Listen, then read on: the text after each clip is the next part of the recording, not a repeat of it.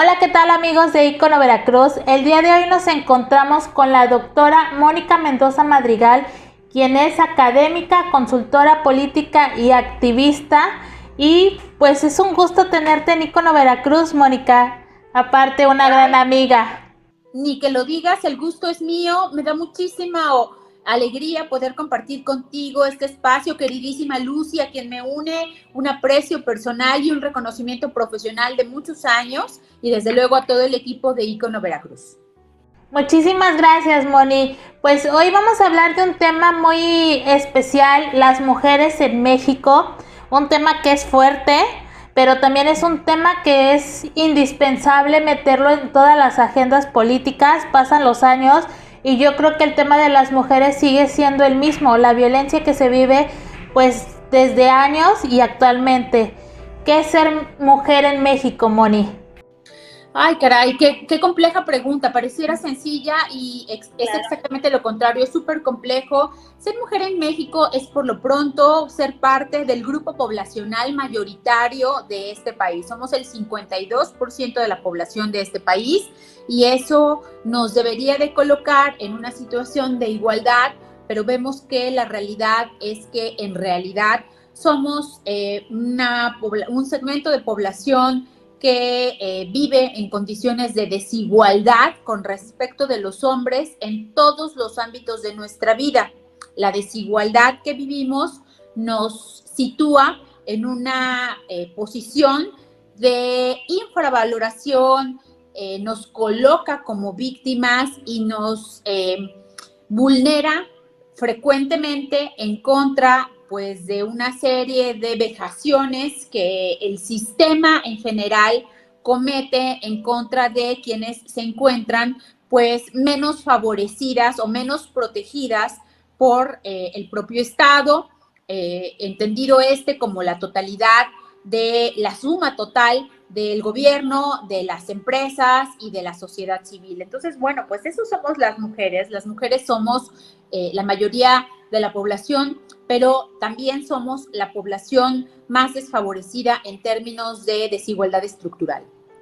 Claro, es un tema difícil porque somos fuerza. Realmente está comprobado de que en ciertos sectores la mujer es la que lleva la batuta, pues en la familia, incluso en el ámbito laboral, pero no somos reconocidas ante estas situaciones.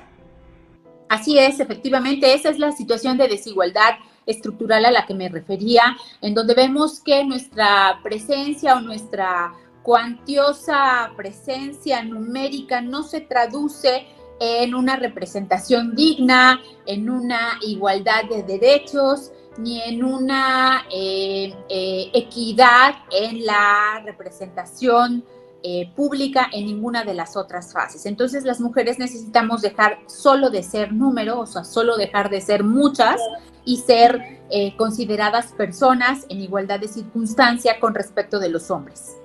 Porque este fenómeno, ¿cómo es que surge, Moni, de acuerdo a tu análisis, el especializarte en este tema? ¿Es un tema de la familia? ¿Viene un tema de que las autoridades, pues a pesar de que sí ha habido avances en el tema de equidad de género, pero qué es lo que está pasando? ¿Por qué seguimos nosotros padeciendo de esta violencia? A lo mejor lo que voy a decir les resulta un poco cuadrado o esquemático, pero lo digo con profunda convicción y como parte de un análisis que realmente es complejo. La razón de la desigualdad que nos coloca en una situación infravalorada a las mujeres con respecto de los hombres se debe fundamentalmente al patriarcado, el sistema patriarcal, el origen del sistema patriarcal, que no es culpa de los hombres, lo señalo con toda prontitud. El patriarcado es un sistema, es un modelo de vida que involucra a las personas, hombres y mujeres, y se ha reproducido generación tras generación porque impone una forma de comportamiento, una reproducción del poder específica que obedece pues a intereses muy particulares.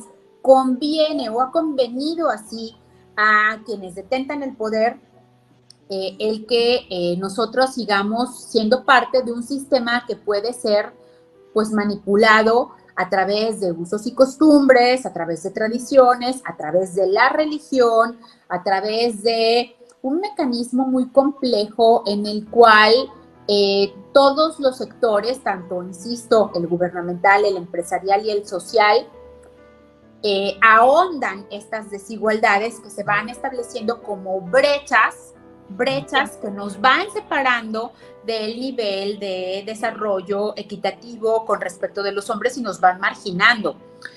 ¿Cuándo comenzó el patriarcado a operar de esta manera? Bueno, pues los estudios más remotos refieren a que esto comenzó a implementarse en el origen de la división sexual del trabajo. O sea, cuando en el origen de la humanidad se pusieron de acuerdo las personas habitantes en aquel momento de que a los hombres les iban a corresponder las tareas de la casa, de la casa en términos con Z, o sea, de cazar, de salir a cazar para la manutención, y a las mujeres les iba a corresponder atender la procreación y el mantenimiento, digamos que del núcleo familiar. Esa división sexual es la que da origen a todo el demás sistema. Y así ha ido evolucionando siglo tras siglo, tras siglo, tras siglo. Es un sistema que está caduco, que ya no corresponde a la sociedad que hoy somos. La sociedad ha evolucionado en muchos sentidos por la evolución de los inventos, de la tecnología, de nuestras nuevas normas de comportamiento, de cómo somos hoy día. Y entonces ese modelo pues ha dejado de ser vigente. Y hoy estamos en un momento como de ruptura de ese patrón. Y lo vemos muy claramente, Lucy, yo sé que tú eres mamá y te está tocando criar a un joven ser a un niño, que claro, trae otro chip. Así otro es. chip completamente, y donde tú ves que estas pautas, incluso de educación y de comportamiento con las que nosotras aprendimos, ya no aplican, no alcanzan a hacer una explicación suficiente para las infancias, porque hoy ellos, la explicación de lo digo yo porque soy tu mamá, ya no es suficiente. Necesitan tener otra clase de razonamiento porque el mundo en el que viven es diferente. Entonces estamos en una etapa de cambio por la propia evolución, donde este modelo, este sistema patriarcal, pues ya no tiene ningún sentido, ¿no? Ha dejado de ser suficiente para definir cómo nos relacionamos entre los hombres y entre las mujeres. Ya este asunto de a ti te toca el azul porque eres hombre y a ti te toca el rosa porque eres mujer, y toda esa serie de estereotipos y de prejuicios construidos y que funcionaron durante tantos siglos, bueno, hoy día ya no son suficientes. Ya se está cambiando. Así es, y ahí es donde tenemos una ruptura.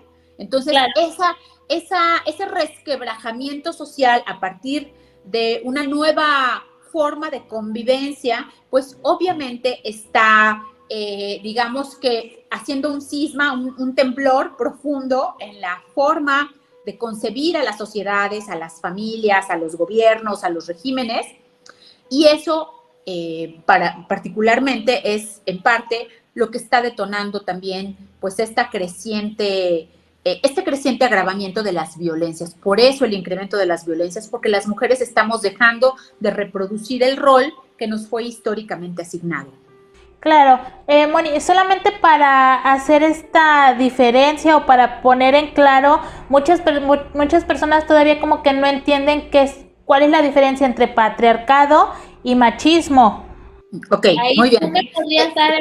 Qué buena pregunta has dado, y yo espero de todo corazón que la audiencia de Ícono no considere esta mujer me vino aquí a dar clases. Al contrario, yo creo que son temas que hay que platicarlos, y que hay que platicarlos así como lo estamos haciendo ahora en el cafecito, y agradezco el espacio de los medios de comunicación para poder comentarlo. Ok, el patriarcado es el sistema, así funciona, el que pondera al hombre como el pater familia, el padre de la familia. Entonces su voluntad, su voz, su voluntad es la que se impone a los demás integrantes de la familia, llámense hijos, hijas y esposa, desde luego, que quedan por debajo de su autoridad.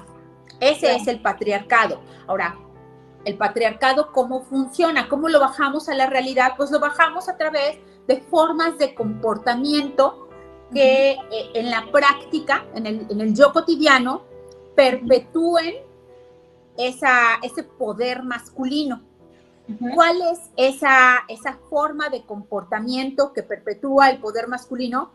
La misoginia, justamente, ¿no? El machismo, la misoginia, que se traduce en comportamientos específicos, como de aquí en mi casa mando yo, y quien me sirve la comida son o mi mujer, porque es mía, o mis hijas, porque también son mías, o mi hermana, o mi mamá, ¿no? Porque ellas sirven y yo soy el señor de la casa y yo ya llegué y aquí el único que tiene hambre soy yo, ¿no? Esas formas de comportamientos específicos que están muy arraigadas en la cultura latina, pero que no son exclusivas de la cultura latina, se repiten en muchos otros contextos, bueno, son la forma a través de la cual el patriarcado ha operado también a lo largo de tantos siglos, porque además estamos hablando de siglos. Decía yo que el patriarcado se ha servido, por ejemplo, de la educación, se ha servido de las costumbres, tradiciones y valores, pero también se ha servido de la religión, y esto que comento, lo comento muy respetuosamente a todas las religiones. Las religiones son un instrumento para hacer prevalecer una ideología, y esa ideología, fíjense qué interesante, se centra principalmente en ejercer el control hacia las mujeres a partir de nuestro cuerpo, porque nuestro cuerpo es nuestro principal instrumento, y entonces si lo reducimos a que solo es un instrumento sexual para la procreación, entonces pasamos a ser parte del dominio masculino. Solo servimos en tanto somos madres y tenemos hijos. Si una mujer como yo, por ejemplo, de 48 años no es madre, entonces es menos mujer que otra que decidió ser madre. Esos son preceptos patriarcales ultramisóginos que ya hoy día ni siquiera caben, porque hay un montón de mujeres y también de hombres, ojo, debo de decirlo, yo conozco muchos jóvenes, hijos de amigas mías, que a muy temprana edad, o sea, ya mayores de edad, pero a muy temprana edad, de 19, 20 años, se han querido practicar la vasectomía porque eligen no ser padres, por diferentes razones. Claro. Entonces, ellos ya están rompiendo el mandato patriarcal. Esa cadena de costumbres y valores deja de tener sentido en las sociedades contemporáneas. Tocaste un tema muy importante que comentabas de los jóvenes que ya no quieren tener ahorita familia. No nada más son los jóvenes, también yo cada vez conozco más chicas que son generaciones más pequeñas que nosotros, que dicen, yo ya no quiero tener hijos. Tal vez, claro, dice, en su momento sí me hubiera gustado tenerlos, pero la situación en la que actualmente nos vivimos, presentamos, pues ya no son para traer hijos, y es como que cambiar patrones, ¿no?, en la sociedad. Fíjate que yo he observado mucho, porque soy maestra universitaria, he observado mucho entre mis estudiantes que tienen mucho este tema de la conciencia ambiental. Así es. Y entonces el tema de decir, a ver, le estamos haciendo un daño irreparable al planeta Tierra, y entonces, ¿qué tipo de calidad de vida le puedo llegar a heredar a mis hijos e hijas? Entonces prefiero no tener hijos e hijas, porque a lo mejor va a venir otra pandemia, o a lo mejor, en fin, estas circunstancias. Pero así como hay personas que deciden con mucha claridad y responsabilidad no tener hijos, hay quienes deciden tenerlo. El gran tema es que en esta generación eso sea una elección. En la generación de nuestras madres, Lucy, o de nuestras abuelas, no era una elección. La única posibilidad de ser mujer era ser madre. Y quedarse eran pocas mujeres, ¿no? Claro. Eran poco mujer. Y esos son cadenas que yo creo que todavía muchas personas siguen viviendo, porque pues en los poblados que todavía, a pesar de que ya hay un poquito más de información, pero las mujeres nos siguen viendo como un objeto, ¿no? Un objeto que tiene que ser de represión prácticamente. Totalmente, y es lo que te digo, o sea, nos toman como rehenes solo a partir de nuestro cuerpo, porque nuestro cuerpo pues es un órgano sexuado, entonces solo valemos a partir de nuestros órganos sexuales. Por eso, por ejemplo, todo este asunto de mostrar a la muchacha del clima en el noticiero de cualquier cadena de televisión que usted quiera ver, con poca ropa. ¿Por qué las muchachas del clima tienen poca ropa? ¿Acaso tienen mucho calor o qué cosa? Bueno, es solo utilizarlas a partir de que son bellas o tienen buen cuerpo o solo sirven para el goce del otro. Eso se está acabando. Hay cada vez más mujeres que se niegan a reproducir ese mandato patriarcal. Recordarás el año pasado que hubo Juegos Olímpicos, como hubo varias delegaciones deportivas de diferentes disciplinas, que salían los equipos que usualmente veíamos, no sé, por ejemplo, las del voleibol, ¿no? Que usualmente las veíamos en bikini, sí, practicando, sí. Salieron con uniformes completos, ¿no? Porque dijeron, yo vine a jugar voleibol, no a enseñar las pompas. Entonces, es seguir rompiendo poco a poco esos cánones que establecen, pues que a ver, las muchachas, que pasen las muchachas para que vayamos viendo cómo desfilan. Esa es una barbaridad que hoy día ya estamos rompiendo. Y debo decirlo, y hay que ser justas, las mujeres de nuestra edad, digo, tú eres mucho más jovencita que yo, pero las mujeres de nuestra edad, adultas, lo estamos haciendo incluso más lento que las jovencitas. Las jovencitas son las que le han puesto dinamita a este asunto. Y las jovencitas tienen súper claro el tema de no me mires así porque es una mirada lasciva y yo te dije que no, y es no quiero, y el que yo venga en mini bikini no quiere decir, eso no te da derecho a que me faltes al respeto. En fin, claro, toda esta serie de prácticas que durante muchas generaciones fueron normalizadas, fueron invisibilizadas. Bueno, ya hoy estamos en una coyuntura en donde no hay tolerancia a eso. Basta de seguir justificando estas formas de agresión, estas formas de violencia que fueron, pues, durante décadas el secreto mejor guardado de familias, de generaciones y de personas que les hacían daño, que les lastimaban, que les vulneraban, que atentaban contra su autoestima, pero que jamás lo decían porque a lo mejor habían sido abusadas por alguien de la familia a temprana edad y lo vivían además con vergüenza y con culpa. Pues sí, no son el agresor como para tener que vivirlo de esa manera. Entonces, por eso es que te insisto tanto en comentarte a ti, comentar a la audiencia, que estamos viviendo un momento de cambio que es irreversible. A lo mejor usted, en su familia, en su contexto cercano, todavía eso no lo vive tan marcadamente. No se desespere, porque le va a llegar irremediablemente. Hacia allá vamos. Las sociedades están en un proceso de transformación irreversible. Ese es un tema también que qué bueno que lo tocaste, Moni, porque pues anteriormente a nosotros nos decían que mientras más calladitas mejor, ¿no? Y si te pasa algo, mejor no lo cuentes porque pues uno era la culpable, ¿no? Y ahorita sí es cierto, las chicas, las jovencitas de universidad, de prepa, ya tienen el chip que tú dices y que realmente están revolucionando la sociedad. Hay una frase, yo tengo mi playera y mira, no lo pensé, si no me hubiera puesto mi playera para la entrevista, tengo una playera que dice, calladitas no nos vemos más bonitas.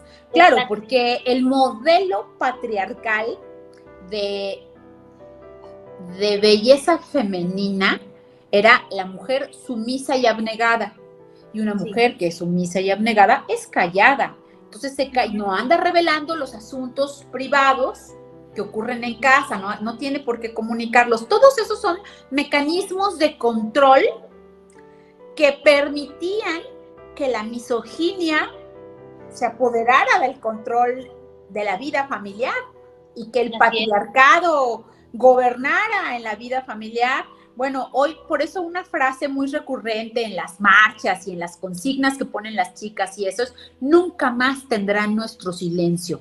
Lo han tenido durante milenios. Claro. Durante milenios nos enseñaron a callar lo que sentíamos, lo que nos dolía, lo que nos lastimaba, lo que nos vejaba. Ya no. Empezar a verbalizar lo que sentimos, lo que nos pasa, es el primer paso para poder combatir el problema de la violencia. Por ejemplo, antes de platicar hoy con ustedes, tuve oportunidad de platicar con otra colega periodista, por ejemplo, sobre la violencia vicaria, que es una de las tantas manifestaciones de la violencia.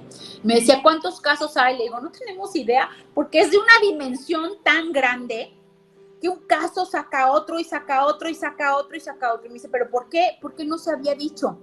Dije, porque lo estamos empezando a ver ahora, pero las que lo estamos empezando a ver somos las mujeres, que decimos, ah, caray, eso de que no me daba dinero era violencia. Y ah, caray, eso que me decía, ay, cállate, estás loca o estás en tus días, es violencia. O eso de que mis hijos también me empezaron a faltar al respeto, pues resulta que no era normal. Entonces, te das cuenta cómo nombrarlo es el primer paso para reconocerlo y combatirlo.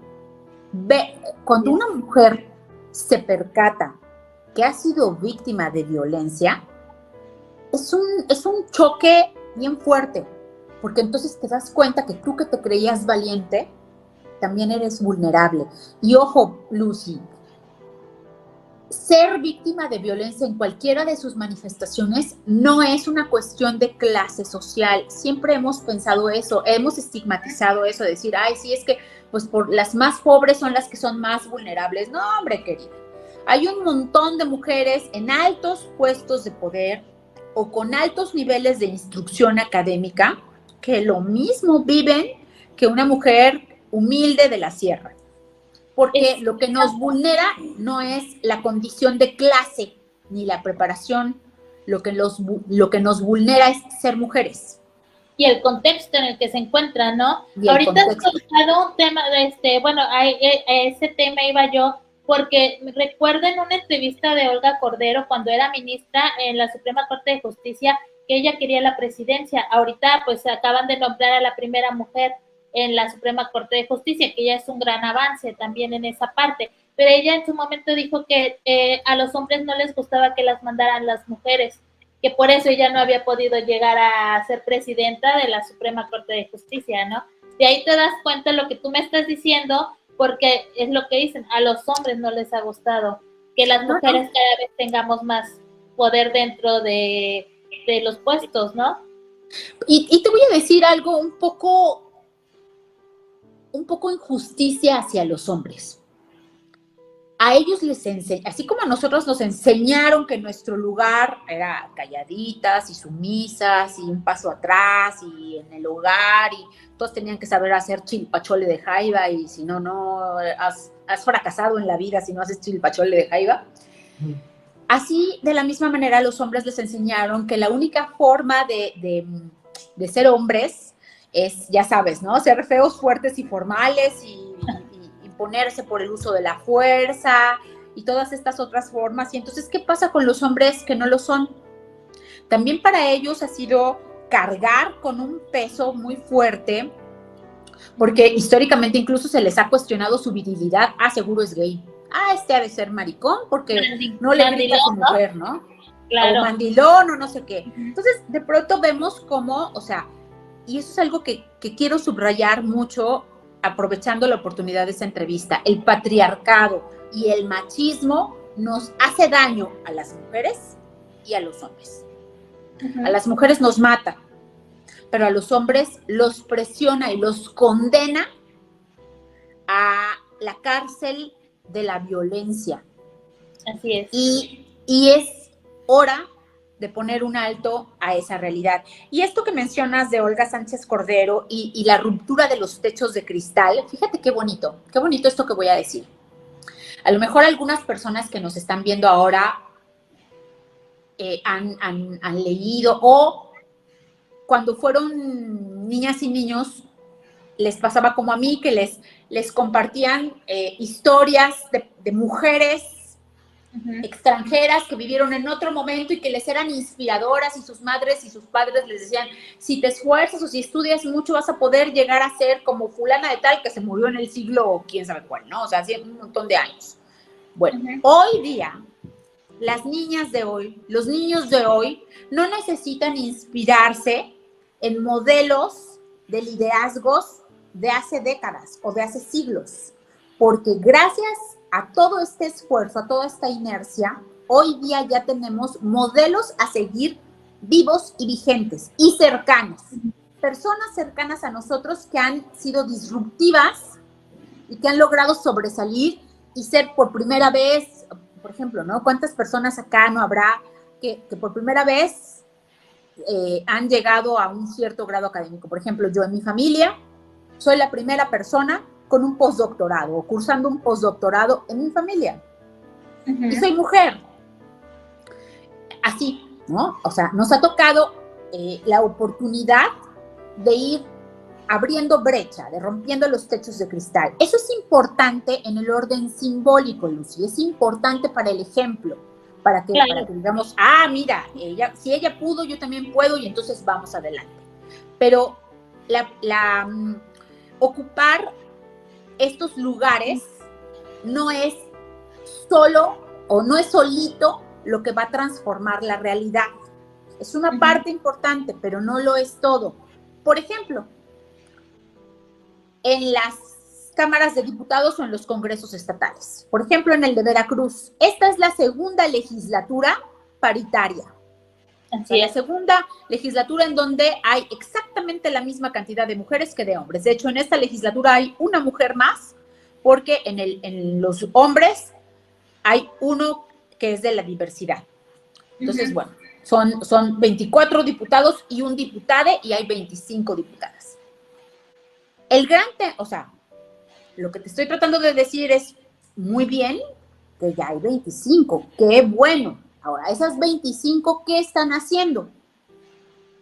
Por lo pronto en Veracruz, a estas alturas, un año, 2 meses después de instalada esta legislatura, no hay una sola ley en favor de las mujeres aprobada por esta legislatura. Una sola ley, no hay. ¿Eso qué quiere decir? Que no nada más necesitamos que las mujeres lleguen y rompan los techos de cristal. Necesitamos que las mujeres con conciencia feminista lleguen al poder y ejerzan el poder. Y el problema es, pues sí, que a los hombres los hombres no están dispuestos a ceder el poder, no les parece que sea algo que nos corresponda. Ya nos tuvieron que dar lugares, bueno, pero calladas. Pero el gran tema es romper el mandato patriarcal para decir, yo llegué aquí por ser mujer para representar mujeres. Con permisito, aquí se gobierna diferente. Pues no nos vamos muy lejos, lo que le pasó a la iniciativa de Annie Lou Ingram, que no pasó. Cuando ni siquiera la listaron, o sea, ni siquiera la listaron, ¿no? Exacto. Y pues entonces, ¿dónde queda todo el discurso de la equidad de género? Exactamente, ese es el tema. Entonces, tenemos que seguir trabajando. Que seguir trabajando. Hay una frase que decían las feministas de los años 60 que es muy real. Cuerpo de mujer no garantiza conciencia de género. El que haya mujeres no significa que va a representar un avance para las otras mujeres. Claro.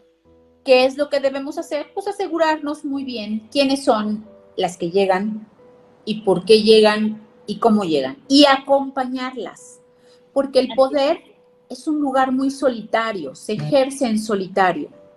Entonces, estando allí, están a expensas de estos, los machos con poder, que no quieren ceder ni un ápice. Y ellas ahí solas, pues finalmente acaban doblegándose ante su imposición. Por eso hay que acompañarlas, por eso hay que acuerparlas, por eso hay...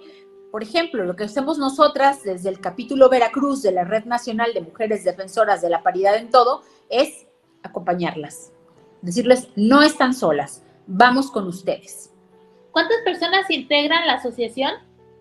Somos más de 100, amiga. Somos más de 100 en el estado. Claro, no todas tienen una presencia tan activa, digo, como en todo, pero somos más de 100 y somos, fíjate bien, somos 8 diputadas, o tenemos 8 diputadas locales entre nuestras integrantes. Tenemos 2 diputadas federales. Es que aquí tengo una compañera que me está acompañando. Mira, se las voy a enseñar para que la salude. Ella se llama Tete. Hola. Mucho gusto. Ella es la secretaria técnica del capítulo Veracruz, también una feminista muy comprometida. Hola, mucho gusto. Mucho gusto. Bueno, pues tenemos 8 diputadas locales, 2 diputadas federales, una senadora de la República, tenemos una presidenta de partido político en el estado, tenemos a todas las dirigentes de mujeres de todos los partidos políticos de la entidad, tenemos regidoras, síndicas, tenemos presidentas municipales, creo que no tenemos presidentas municipales. Del OPLE, ¿no? Están del OPLE, del Tribunal Electoral. No, la verdad es que muy bien. Somos mujeres políticas, todas que hacemos política o desde la academia, o la consultoría, o la sociedad civil, o los cargos públicos. Ah, ok. Oye, Moni, ¿y qué opinas acerca de los movimientos feministas? Pues es son extraordinarios, pero la gente todavía, pues, desgraciadamente a veces desde el poder los minimiza, ¿no? Diciendo que solamente causan destrozos, ven lo negativo de los movimientos. Ese es Mira, es un tema complicado y que, como bien lo señalas, a la ciudadanía le genera inquietud. Y les voy a decir algo. Pensemos en cualquiera de los derechos que ustedes y yo gozamos hoy día. Por ejemplo, el derecho a ir a la escuela, el derecho a tener propiedades a nuestro nombre. Hace 50 años, si hubiéramos usado pantalón, nos hubieran mandado a la cárcel porque estábamos rompiendo el buen vestir de las mujeres. Cualquier derecho en el que ustedes piensen del que hoy gozan, por ese derecho, otras mujeres antes pelearon, fueron perseguidas y hasta perdieron la vida. Todos los derechos fueron defendidos y alcanzados gracias a movimientos feministas que en otros momentos pelearon por su defensa. Algo tan simple como ir a la escuela no estaba permitido hace 2 siglos y medio. Hace apenas un siglo comenzó. De hecho, ayer celebramos la primera elección de una mujer diputada local en este país, que fue en San Luis Potosí. En fin, o sea, tenemos derechos de los que gozamos que ni siquiera reparamos en ello, por los que antes mujeres feministas lucharon así, disruptivamente, rompiendo cristales, yendo a la cárcel, poniendo bombas, y que hoy hacen nuestra vida más feliz. ¿Qué quiero decir con esto? Ningún movimiento ha sido quietecito, calladito, bonito, ordenadito. Ha obtenido derechos gracias a que ha retado a los gobiernos históricamente para obligarlos al reconocimiento de derechos. Entonces no debemos de perder de vista que lo que ha motivado que en su momento algunas organizaciones feministas salieran a generar desorden público es el cansancio absoluto que la corrupción y la impunidad provocan hacia la causa de las mujeres y la violencia de las que somos víctimas. Entonces, por esa razón y para llamar la atención, para decir, ¡hey! O sea, nuestras vidas importan, fue que se empezó a rayar y a poner la brillantina y a todo esto otro. Eso no va a durar siempre. Es un momento específico para llamar la atención. Pero lo siguiente es sentarnos a negociar, generar diálogo, proponer iniciativas, avanzar en las negociaciones, todo esto otro. Entonces, bueno, yo quisiera que quienes dicen que les importan mucho los edificios por un segundo pensaran, ¿y qué harían ustedes si les hubieran asesinado una hija, una hermana, una madre, una sobrina, una novia, una esposa, y el Estado simplemente no hiciera nada? ¿No estarían ustedes también dispuestos a quemarlo todo? Bueno, lo que están haciendo ellas es exactamente eso. Entonces, creo que debemos un poco dejar de pensar solo en nuestro privilegio de personas afortunadas Así y es. situarnos en el dolor del otro y de qué tanto debe de doler como para ser capaz de perderlo todo porque ya no tienes nada que perder. Entonces, Claro. por ahí va un poco. Pues desgraciadamente los feminicidios siguen, no nos podemos cerrar de ojos ni tapar el sol con un dedo. Todos los días nos levantamos por una noticia de que desapareció una señorita, pues que ya pasaron días y no las encuentran. Es un tema desgraciadamente doloroso para todas las mujeres, ¿no? Y de impunidad terrible, Claro. querida Lucy. O sea, cuando yo digo el Estado, o sea, no quiero que se entienda que yo estoy atacando al gobierno de Veracruz. El Estado son todos los gobiernos de todas las entidades, el federal, los estatales, los municipales, están absolutamente rebasados, son incompetentes por omisión o por corrupción. Así es. ¿Qué pasaría de esos casos? ¿O qué sería de esos casos si no hubiera detrás de ellos mujeres y organizaciones de mujeres exigiendo justicia? Ahí es también cuando las activistas, cuando las feministas y cuando las chavas dicen, no me protege la policía, me protegen mis amigas. Es una metáfora. Es decir, estamos solas, porque yo sé que si algo me pasa, quien me va a salir a buscar no es la policía. Claro. Me va a buscar mi madre. Y si es necesario que con sus manos cabe la tierra para hallar mis restos, lo va a hacer. Sí. Entonces, esa es la única alternativa que está quedando para enfrentar las violencias. La certeza de que hay redes de mujeres que son las que están allí para exigir justicia cuando la justicia falta. Para visibilizarla. Y para reclamarla. Porque un gobierno que no resuelve un caso, un delito, el que sea, es un gobierno omiso. Así es. No está haciendo la responsabilidad para la cual se le paga. Exactamente. Entonces, ahí hay una responsabilidad que cumplir.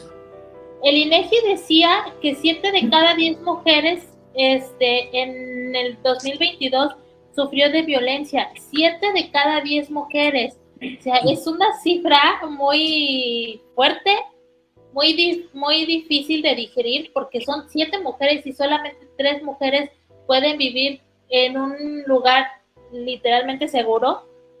Pero no para siempre. Lo que revela en realidad esa estadística es que con toda seguridad, tarde o temprano, vivirá en una situación de violencia. Qué difícil, Moni, qué difícil. No, es espantoso. Es espantoso porque además, bueno, como tú sabes, lo comparto con mucho gusto con tu audiencia, el instrumento legal que nos protege ante las violencias es la ley de acceso de las mujeres a una vida libre de violencia. Y el principal aporte de este instrumento jurídico es que tipifica los tipos y modalidades de la violencia. O sea, nos dice cuántos tipos hay y en dónde se presentan, ¿no? Que ya sabemos que hay un montón. Eran 8 tipos y 7 modalidades, pero ya son más porque se han ido incorporando otras. Digo, la digital, la política, la mediática, en fin, todas estas. Lo más terrible de estas cifras que da a conocer el INEGI a través de la aplicación de un instrumento que es muy valioso, que es la ENDIRE, se llama, la encuesta de la dinámica de las relaciones en los hogares, que se había dejado de aplicar, se aplicó, digamos que por última vez en el 2016 y de ahí hasta el 2021, que son los resultados que se dan a conocer en el 2022. Es un instrumento muy valioso porque nos permite tener claridad de dónde está la violencia. Además de que revela estas cifras, señala que la mayor, fíjate bien qué grave, que la mayor incidencia de esas violencias ocurre en el hogar. ¿Por qué revela esto el INEGI? Bueno, pues porque lo aplica el instrumento en la pandemia. Entonces, el que las mujeres volviéramos a ese lugar del que escapamos cuando empezamos a ir a trabajar y que la emancipación de nuestros derechos nos permitió salir y tener otros ámbitos de interacción, pero la pandemia nos trajo de regreso, ¡pum!, nos volvió a encerrar con nuestros victimarios. Y entonces eso es una barbaridad, Lucy, porque quiere decir que el lugar en donde estamos más desprotegidas es en el hogar. Y es espantoso, porque ya sabíamos que las calles eran inseguras, ya sabemos que el entorno digital es inseguro, pero nuestras casas, pues, ¿con quiénes estamos viendo? 7 de cada 10 mujeres mayores de 15 años en México han sido víctimas de la violencia machista. Acá, mi queridísima secretaria técnica me está haciendo favor de ampliarme los datos. Muchas gracias. 50,5 millones de mujeres y niñas mayores de 15 años han atravesado algún tipo de violencia a lo largo de su vida. El 70.1% de la población. Ese es otro dato que quiero, si tú me lo permites, robarte la palabra unos segundos para señalar. Hay una característica adicional que quiero colocar en la discusión ahora. ¿Qué es lo que estamos, tenemos violencia en contra de las mujeres desde hace muchos años? 20 particularmente, de 20 años a la fecha, esto se ha vuelto el infierno. ¿Qué estamos observando en los últimos años hasta el día de hoy? Una, que la mayoría de que la violencia más grave ocurre en el hogar, pero hay otras dos realidades que son tremendas. 2, que cada vez se asesina a las mujeres con mayor saña, no nada más nos matan, nos descuartizan, nos prenden fuego, nos desfiguran. ¿Cómo se llama esta donde nos te quitan la piel así te la arrancan? La de Ingrid Escamilla. Te degollan. Es cada vez con mayor saña, lo cual revela el odio hacia las mujeres. Y la tercera y última característica de estas manifestaciones de la violencia, que son brutales, es que cada vez es a niñas menores de edad. Cada vez es a niñas más chiquitas. Tiene un comportamiento, y yo les invito a ustedes a que pongan atención en lo siguiente. Sí. Ustedes y yo, que estamos en el Facebook todo el tiempo, vemos las fichas de desaparición de víctimas. Observen la edad de las víctimas desaparecidas. Cada vez son de menor edad. Sí. Todas son chavitas. Desgraciadamente. Todas son chavitas. ¿Eso qué revela? No se necesita ser un genio para saber que eso revela trata. Lo que antes se llamaba trata de blancas, que es un término discriminatorio, en realidad la trata supone explotación sexual. Y eso ocurre porque las redes del crimen organizado no todo el tiempo pues están haciendo golpes monumentales para el tránsito de drogas. ¿En qué se entretienen mientras asestan otro duro golpe? ¿En qué se ocupan para que les genere dinero para mantener a toda la industria del crimen de esa región, en la que pagan sí a los delincuentes, pero también compran autoridades y todo lo demás? ¿Qué trabajo hacen? Pues se dedican al comercio sexual. Claro. Entonces, allí yo quisiera ir cerrando, si me lo permites. No nada más hay que conocer la naturaleza del problema, hay que saber cómo podemos o qué podemos hacer desde mi lugar. Yo solo soy maestra de escuela, oiga, ¿yo qué puedo hacer? Pues, ¿qué puedo hacer de entrada? Por lo pronto, no comerciar con imágenes sexuales, no te comparto packs, no denuestro nunca a una mujer en una red pública. A mí, ¿qué me importa que si se puso esa falda se vea gorda? Yo no me veo mejor. Entonces, en uno comienza la reproducción de la violencia y en uno termina, o debe de terminar, ¿no? Porque es bien como decir, sí, qué barbaridad, ¿cómo están los feminicidios gravísimos? Ahí te va el pack de tu sobrina, ¿no? Es incoherente, ¿no? Claro. Absolutamente incoherente, porque creemos que lo tiene que hacer el otro, y que ese otro fundamentalmente tiene que ser el gobierno. El gobierno es ineficaz y va a seguir siendo ineficaz, porque el gobierno funciona con recursos públicos, y si de entrada su principal interés es perpetuarse en el poder, pues los recursos públicos no los va a ocupar para hacer su trabajo, los va a utilizar para promocionarse. Claro. Pero hay una parte social en esto, en una parte que nos compete, y tenemos que hacer la parte que nos corresponde. Yo de vez en cuando, por ejemplo, les platico en mi Facebook, pongo letreritos que dicen: si es misógino, no es chiste. Exacto. ocupa la creatividad para pensar. O sea, de vez en cuando, ¿no? También como ustedes, yo tengo mis chats de mis primos y primas. También como ustedes, mis primos luego se echan unas puntadas bien simpáticas, ¿no? Yo le contesto, oye, primo, no manches, ¿te gustaría que la de la foto fuera tu hija? Ah, ¿no? Ah, bueno, pues entonces deja de estar compartiendo estas barbajanadas. Y cositas así que podemos empezar a hacer. A ver, yo no sé si ustedes tienen Telegram. Yo hice este ejercicio apenas hace unos días y de verdad me quedé aterrada. No soy experta en Telegram, entonces a lo mejor ustedes esto ya lo saben, yo no lo sabía y me sorprendió mucho. Hay una modalidad en el Telegram donde uno puede se dice rastrear contactos de Telegram, o sea, ver qué personas que están cerca de ti tienen Telegram para enviarles invitación y aumentar, como el Facebook, o sea, aumentar su cadena de contactos. Y entonces te manda personas y te manda grupos. ¿Saben qué grupos me aparecieron? Porque yo le di, yo dije, a ver, ¿quién está cerca de mí? Capaz que me interesa y lo quiero de contacto, ¿no? Le doy a ver, ¿qué grupos tengo cerca? Y me dio, nenorras de la prepa, Jalapa, muchachitas pansexuales, grupos cerrados de Telegram. ¿Para qué ocupan eso? Solo para pasarse packs. Así es. Y ahí seguramente estamos ustedes y yo y... Entonces, ¿cuándo se va a parar eso? Cuando uno deje de consumirlo. Tomemos conciencia. Yo creo que aquí todos nos tenemos que cuidar entre todos y las mujeres sobre todo cuidarnos entre nosotras. Y lejos de decir que no hay mujer, que dice que no hay peor enemigo para una mujer que otra mujer, ya quitar ese estigma, porque realmente lejos de ayudarnos nos perjudica en todo, Moni.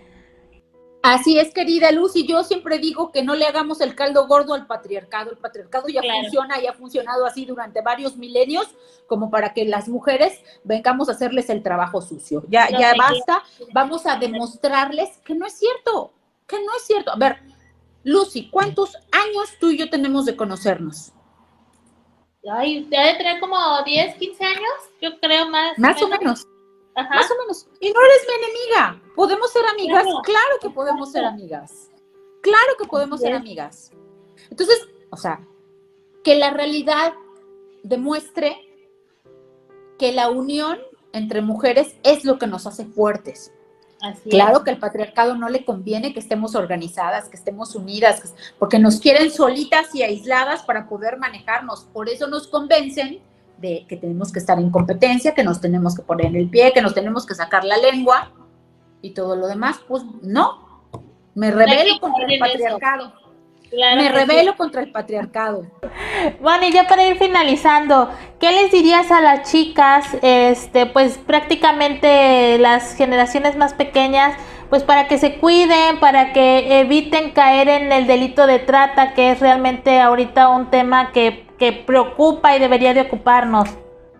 Que estén muy alertas, por favor, me preocupa mucho el uso de internet, cuídense con lo que suben a Facebook, ustedes son dueñas de su cuerpo, enséñenselo a quien ustedes quieran, pero cualquier fotografía que se tomen es susceptible de ser hackeada, cualquier fotografía, aunque solo la guarden en su nube. Entonces, mejor enséñenle su cuerpo a quien ustedes quieran, así en persona, y de esa manera se verán menos expuestas a cualquier tipo de extorsión, a cualquier tipo de violencia. No tienen de verdad idea de la cantidad de casos que hay con eso. Y uno dice, pero ¿por qué seguir mandándose los sextings? No satanizo para nada el sexting, solo cuiden sus fotos,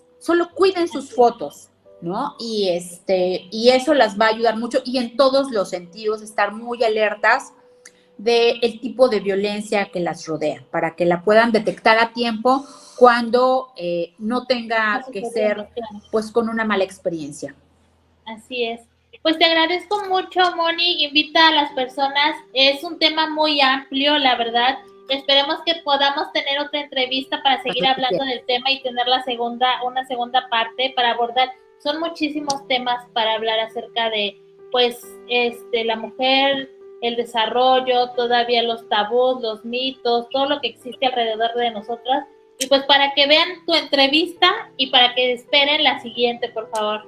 Ay, claro que sí, no, estoy agradecidísima, de verdad, mi querida Lucy, contigo, con la revista Ícono, y les felicito ampliamente por abrir su espacio para hablar sobre temas de mayor profundidad que nos competen a todas y a todos. Claro. Así que, bueno, pues están muy, muy cordialmente invitados a ver desde luego esta entrevista aquí en Ícono Veracruz y estar pendientes de una segunda parte de la conversación. Ustedes escriban a Ícono en sus redes sociales para que nos sugieran qué temas quieren que tratemos, y de verdad, con todo gusto, nosotros en la mejor de las disponibilidades de charlar con ustedes en la red, en el capítulo Veracruz de la Red Nacional de Mujeres Defensoras de la Paridad en Todo. Hay expertas en muchas áreas, así que bueno, pues nos ponemos a su disposición con todo gusto para poder aportar en lo que sea necesario. Y si usted quiere que les vayamos a dar una platiquita a su escuela, a su centro de trabajo, con su café con sus amigas, con quien usted quiera, también con todo gusto, porque de lo que se trata es de ampliar la cadena de derechos. Así que acá estamos con todo gusto.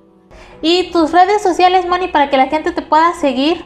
Claro que sí, yo soy Mónica, Mónica Mendoza Madrigal es mi nombre, y entonces así me encuentran en todas las redes, fundamentalmente en Twitter, soy @MónicaMendozaM, y en Facebook estoy como Mónica Mendoza, no me acuerdo qué más. También estoy en Instagram y en LinkedIn, en la que ustedes quieran, ahí me encuentran. Ahí te pueden encontrar. Pues te agradezco mucho tu espacio, Moni, tu tiempo, la entrevista. Sabes que eres una amiga muy querida y a mí me fascina hablar de estos temas, y pues esperemos que sigamos teniendo estos espacios. Muchísimas gracias. Te reconozco tu compromiso y de verdad el cariño es recíproco. Tengo todavía aquella velita de bambú que me regalaste. La guardo con mucho cariño, ilumina mi casa, y aquí se te tiene muy presente siempre. Muchas gracias, Moni. Te mando un abrazote, y también les pido a los que nos estén viendo que nos sigan a través de www.iconoveracruz.com.mx y en todas nuestras redes sociales como Ícono Veracruz. Muchísimas gracias y seguimos viéndonos, Moni. Claro que sí. Muchas gracias, Lucy. Un abrazo. Buen año, buen 2023. Igualmente. Bye. Chao.